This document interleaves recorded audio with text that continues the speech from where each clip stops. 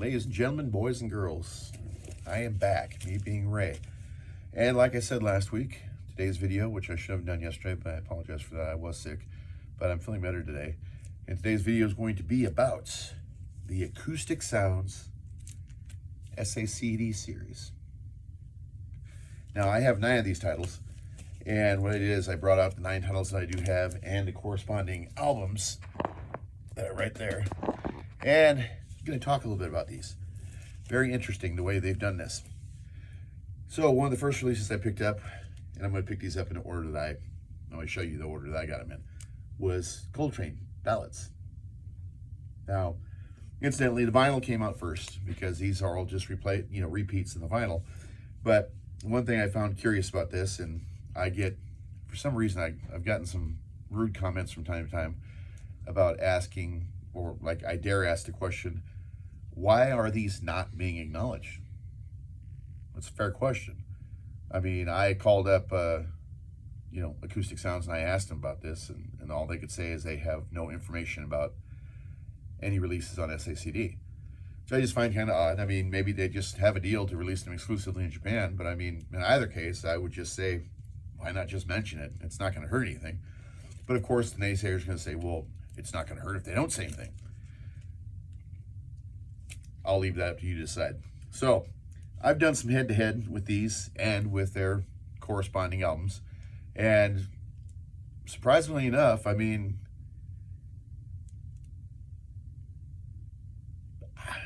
these sound fantastic. These are excellent sounding SACDs. I can only assume that because it bears the Acoustic Sounds logo, that these were taken DSD rips from the analog master tape. When whoever did I don't know who the remastering engineer was on these, or who cut them or whatnot, but in either case, I can only assume that kind of like the UHQ CD series, or not the UHQ, but the UHQ CD series, whereas Kevin Gray, more than likely, he went from the analog tape to the console, straight to the lathe, whereas with the CDs, he probably went straight from the analog tape to a 24-196 intermediary. And then from there, once again, as I said last week, he just used that to create the stuff that you find on the high-res format websites that sell them, Pro Studio Masters and was it HD Tracks. But in regards to these, thus far I've got 9 releases. I got 2 more on the way, but I got Ballads, John Coltrane. I've got Study in Brown, Clifford Brown and Max Roach. Trio 64, Bill Evans. Now this one I found interesting because when I did the head-to-head between this and vinyl, the vinyl is right here. There you go. Got the vinyl. Now one thing that was surprising is that, and I didn't realize this until I took a good look at the SACD, was the SACD is mono. It's complete. It's mono. It even says right here. Found that one out. Mono, straight up mono. Whereas the vinyl is actually stereo. So I found that kind of surprising. Most of the other ones pretty much match up to the vinyl counterparts, and it's just stereo. So I'm just wondering now, because this one sounded every bit as good, but obviously it's kind of hard to do an apples to apples when you're dealing with mono to stereo. But it sounded fantastic for what it was. I mean, for mono, it sounded every bit as good as the vinyl record. But once again, you're not talking apples to apples here because it's kind of hard comparing a mono signal to a stereo signal. But yeah, so that was interesting, and I haven't caught that on any other releases unless I'm just not looking at them. But let's see that I got some time here, and I know how much y'all just love these videos. I guess they're kind of catching on. I don't know, but let's hope that these videos start to catch on. You guys start to like them a little bit more, because that's who I'm making them for. I'm making them for you. So the Ballads is stereo. The Study in Brown is going to be, let's take a look. That is also, well, it doesn't really say because these don't have, it has to be stereo because it sounded identical to the vinyl record. So I can only assume that yes, it is indeed stereo. And because it's on the MRC label, it doesn't say right on the front whether it's stereo or mono. Guess that requires a little bit more digging. I'll have more information on that in the future. So we already know this is mono. I'm not sure if they released a stereo version or not. Then we got Bill Evans at Town Hall, Volume 1. Now this one I'm certain is also stereo, but let's go ahead and crack it open real quick and take a look. You know, and of course these are the shim SACDs, because you can tell by that green ink that they use. It's I forget what they call it. It's some special ink that they use that has better reflecting properties or whatnot. But that is stereo. Now, I know that well, none of these have been released on SACD before, so there's really, well, some have been released by Analog Productions on SACD. I know, like the Ballads, I'm pretty sure that was released, but that's out of print now. And Night Train right here, I'm pretty sure that one's out of print as well. But Night Train is, that is stereo. So Night Train, got that running in stereo. That was a good one. All these are actually good. They're all fantastic sounding. There's nothing to complain about with any of them. Okay, the Trio 65. Now that one is stereo because I already did a comparison with that. Another direct head-to-head. And then we have Sonny Rollins on Impulse. And this one I'm almost certain is going to be another stereo title. And let's see that. Yep, that is stereo as well. And then we have Coltrane Alive at the Village Vanguard. John Coltrane, one of the greatest to ever pick up saxophone. Let's see, and this is also stereo. And then the latest one I got, or last one I got until my two new ones arrive, I got Oscar Peterson Trio with, with Milt Jackson, Very Tall. And that one is, pretty sure that one's also in stereo as well. Stereo, yes, it's stereo. Now, one thing I like about these is that obviously, because it is the SACD format, I mean, you don't have any noise at all. It's like dead quiet, but that's to be expected with any digital format. And if it is noisy, there's something wrong. But also the separation is fantastic. I mean, you get a really good solid stereo image. I mean, and it extends beyond the speakers. So I mean, it's just like, you know, you're there. I mean, it just comes out, leaps out of the speakers, and it's just presenting you with what's on the tapes. I mean, does it do so better than the vinyl? I'll leave that up to debate. I mean, it all depends. I mean, if you're comparing, you know, I have a Denon DP 3000 NE turntable with the new Concord, the Ortophone Concord bronze cartridge, and it sounds fantastic. And I also have a Yamaha CDS 2100, which also sounds fantastic. So I think my vinyl rig and my digital rig are kind of equal. So I mean, so it's a little bit harder for me to tell a difference if one is really markedly better than the other one. I mean, whereas if somebody has a better cartridge, like if you're using a moving coil cartridge and you're using a standalone phono preamp, which I am not, because I'm using the phono preamp built into my Yamaha AS2200, which is fantastic in and of itself. Does it really compare to a standalone phono preamp? Well, in many cases, yes, it does. But I mean, when you start getting into the thousands of dollars, then no, it does not at all. And cartridge, I mean, cartridge is going to make a big difference as well. So I think, you know, depending on what your setup is, I mean, you know, if you're running a DCS stack, if you've got all 4 DCS pieces and you're running that against, you know, a VPI Scout turntable, that I guess you can honestly say it's probably going to blow away the Scout. Whereas if you compared it to a Clear Audio Statement turntable, then you're on equal footing, and there you go. Yeah, I mean, I look forward to getting more of these releases. Next two I got coming in is Cannonball Adderley. I know it's when it's live. I forget the title of it, you know, and I can check that out, and then I'll get back in my next video when I have it. And then there's also Charles Mingus. I do believe it's Mingus. It's either that or Black Satan, Center Lady, one of the two, because both of those got released on Acoustic Sounds vinyl. So, I mean, the Acoustic Sound series is basically, the vinyl is, it's pressed to QRP, you know, it's, let's see what else. It doesn't give the mastering engineer's name or anything like that, but I mean, it's in conjunction, I know, with Contemporary Records and with Verve, or with Universal Studios, or not Universal Studios per se, but Universal Music, because they're the ones that own the rights to all these. So it's just weird. That's the only thing they change is they just put Acoustic Sounds. They put SACD in there. You know, even the lettering is Acoustic Sound Series, and SACD is the only thing that looks different. And it says Verb, and it shows Acoustic Sounds. Now, you know, like I said, it would be fairly easy to just say, yeah, we released it, but only in Japan. Yeah, because they don't carry them on the website. So you have to go through other ways to get these, which I've already said before. CD Japan is the best way to get them. About $22 a pop, and that's not bad. I mean, if you don't feel like spending $40 on the vinyl, then just get the SACD and you're good to go, depending on what your gear leans towards. Many more titles are out there than what I have. I mean, I'm not a big fan of the vocals that they did. I mean, some people accuse me of sacrilege for not liking Ella Fitzgerald, but just not my cup of tea. So I didn't pick up her releases, and there's some other releases in there that I didn't get either.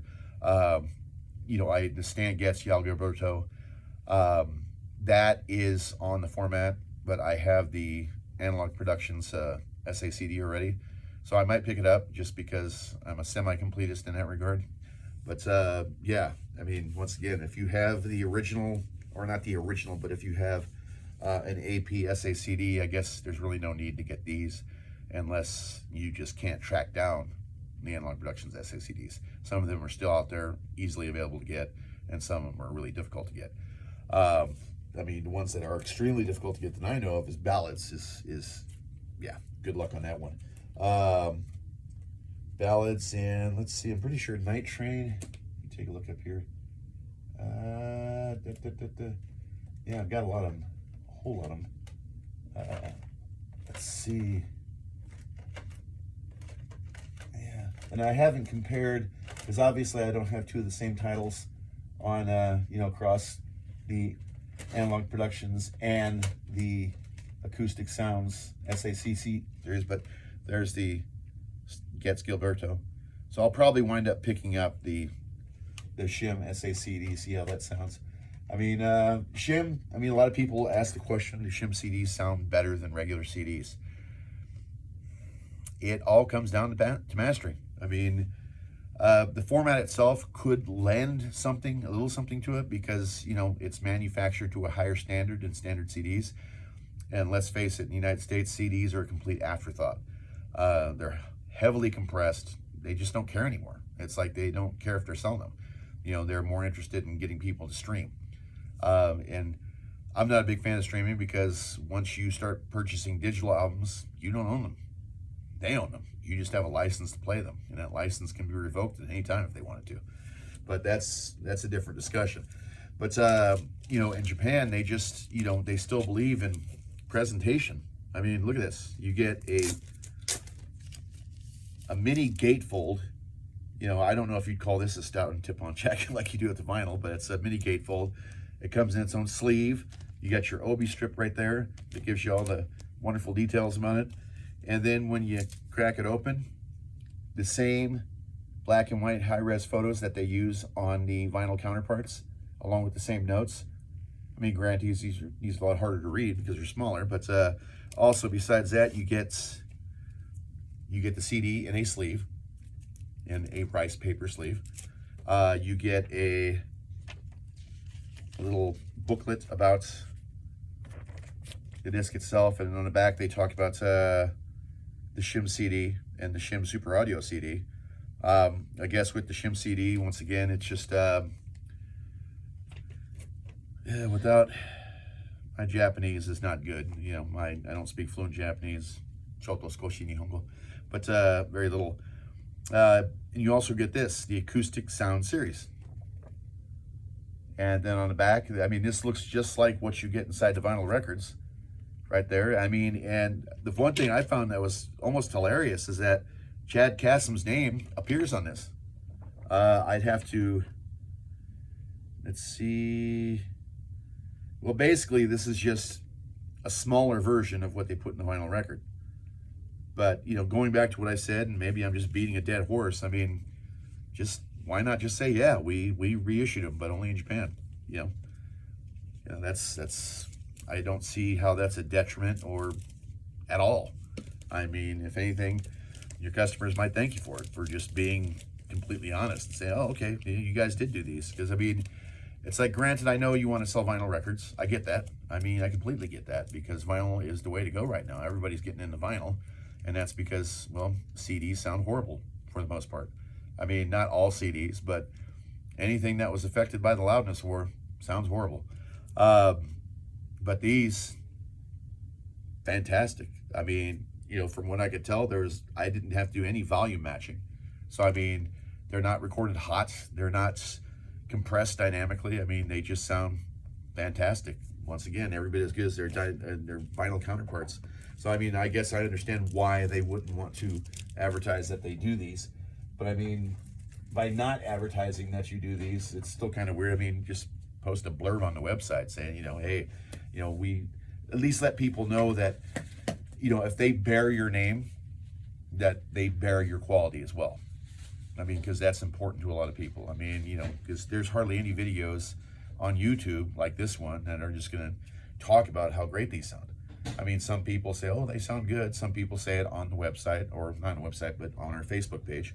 But, once again, I think just say that, yes, we did these. Yes, the quality is there, but we made a decision to only offer these in the Japanese market, where SACD and CD is still a format that holds some prestige, because in the United States it just doesn't. It's that simple. I mean, once again, maybe it's just an exclusive thing with Japan, and maybe it's in the contract. I don't know. I mean, and that's not something that I think everybody should be privy to. But I mean, at least give an idea, because they are doing they're doing the SACDs on for Atlantic, everything except for the Genesis stuff or the Phil Collins stuff, which had already been done in the box set. But hey, neither here nor there. Even though I made this whole video practically about it, I'm sorry. I'm just learning the ropes with this stuff, okay? But yeah, I mean, these are excellent. Once again, excellent sounding SACDs. I mean, the clarity's there, separation is there, everything's there. I mean, this is a live recording, and it sounds live. I mean, it sounds perfectly live. I mean, there's no, with SACD, you're not, some people talk about that digital clair or digital sounding like you get from some CDs. Have I heard it? A little bit, to a certain extent, but that's mostly with overly compressed CDs. And when I say compression, I don't mean compressing the digits. I mean compressing the dynamic range, or the fancy term they like to use now, dynamic range limiting, like it's a bad thing. And no, it's not a bad thing. We should push for these formats, these digital formats, because I still think there's a lot of relevancy here in the States, and there's a lot of people that do love their digital formats, but they're forced to buy something that's of lesser quality. I mean, and they are being forced to do it. I mean, because if all you have is a CD player, or all you can do is stream digitally, you're getting junk. You're just getting junk. You're getting compressed junk. I mean, how hard is it? I know a lot of these artists are using, what's auto-tune, and they're using the limiter in the digital realm to where they can't actually change it. But if they would just use the same master that they use for their vinyl records, which you can't compress, at least not as much, we'd have CDs that sound at least kind of good. So why not do that? Why can't we be more like the Japanese in that regard? Demand something of a higher quality. That's up for us to decide. I mean, we can still push the fact that the loudness war is still going on, which it is. And I think everybody still needs to address that. And when somebody says it's not happening anymore, call them out on it. Tell them it's like, yeah, no, it's still going on. It might not be going on with Spotify or Apple, because they've laid down that volume normalization thing that makes everything sound just as loud, but it doesn't make it sound good. It just makes it sound the same. So that's it. That's my 2 cents. Go out and buy yourself a handful of these SACDs. You won't be disappointed. I know I wasn't. And many more are on the way. So just check out CD Japan, put them up for pre-order, add them to your cart, pay for them, boom, you're good to go. But that's it for this video. Next week, we'll talk about something different. I'll work hard to find out what that something different is, but I'm sure I'll find something. So everybody, have a great week, have a healthy week, and have a blessed weekend. Take care. Bye.